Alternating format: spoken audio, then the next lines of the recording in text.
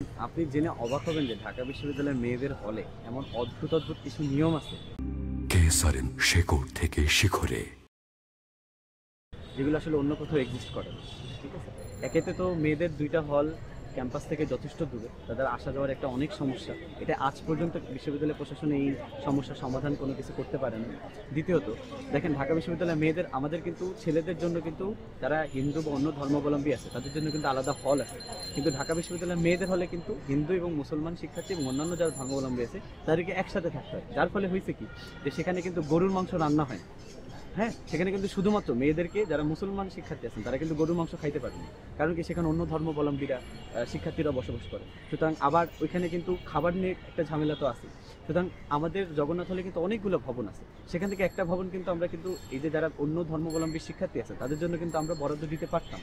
এতে হতো কি, যে খাবারের যে একটা সমস্যা ছিল এটা কিন্তু কেটে যেত। এবারে আর একটা নিয়ম হচ্ছে যে যাদের বাসা ঢাকায় তাদের কিন্তু আবার মেয়েদের হলে সিট দেওয়া হয় না। বিশ্ববিদ্যালয় প্রশাসন কি মানে ব্যর্থতা ঢাকার জন্য কি অদ্ভুত অদ্ভুত যে নিয়ম করেছে।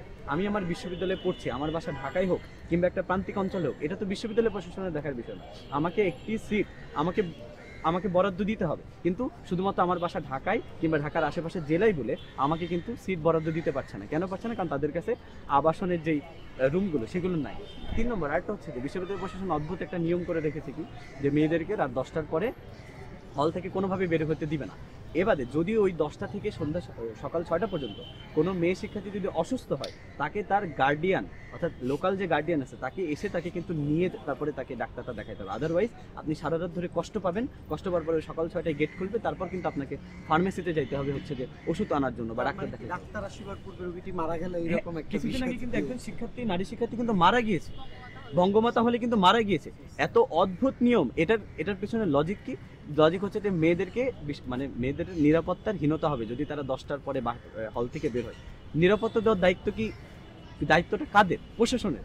10টার পরে আপনি এমন ব্যবস্থা করে দেন যাতে ক্যাম্পাসে অন্তত পক্ষে মেয়েরা চলাচল করতে পারে। ক্যাম্পাসে অনেকগুলো প্রোগ্রাম হয়, কনসার্ট হয়, হয়, যার ফলে কিন্তু আরেকটা সমস্যা হচ্ছে কি, আমাদের বিশ্ববিদ্যালয়ের বাসগুলো 5:30টার পরে কিন্তু আর কোনো বাস থাকে না, অন্য কোনো রুটে কোনো বাস নাই।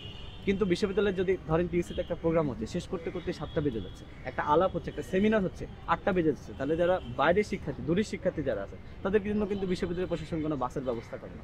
5:30টা পর্যন্ত শেষ, তারপরে কিন্তু আপনার আর বাস রুটের সুবিধা কিন্তু দেবে না। কিন্তু একই অন্যান্য বিশ্ববিদ্যালয় যেমন জাহাঙ্গীরনগর বিশ্ববিদ্যালয় বলেন, তাদের কিন্তু 8টা-9টা পর্যন্ত কিন্তু বাস আছে, তারা কিন্তু শহর থেকে যায়, তাদের ক্যাম্পাস পর্যন্ত নিয়ে যায়। অথচ আমাদের বিশ্ববিদ্যালয় প্রশাসন কিন্তু এখন পর্যন্ত এরকম কোনো ব্যবস্থা চালু করতে পারেনি। এমন অনেক অদ্ভুত সমস্যা আমাদের রয়ে গিয়েছে যেগুলো আসলে সমাধান করা জরুরি, কিন্তু আসলে সেগুলো করছে আমি না। আরেকটা বিষয় অ্যাড করতে চাই, সেটা হচ্ছে যে আমাদের হলের মানে মেয়েদের হলগুলোতে যারা অনাবাসিক শিক্ষার্থী, মানে তারা হলে অ্যালোটেড কিন্তু থাকেন না।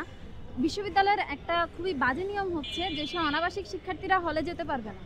মানে তার হচ্ছে ধরেন 12টায় ক্লাস শেষ হলো, তার বিকাল 4টায় ল্যাব, এখন সে 4টা ঘন্টা সময় সে মেয়েটা কোথায় কাটাবে, কি খাবে, এর কোনো নিরাপত্তা বা দায়িত্ব বিশ্ববিদ্যালয় প্রশাসন নেয়নি। সে যখন হলে যায় তখন তাকে হলে ঢুকতে দেওয়া হয় না, তাকে বিভিন্ন চোর বা এই জাতীয় বিষয় মানে এইভাবে ট্রিট করা হয় যে সে কেন হলে ঢুকবে। তো এই ধরনের নিয়মগুলোর অবসান হোক, এটাই আমরা চাই।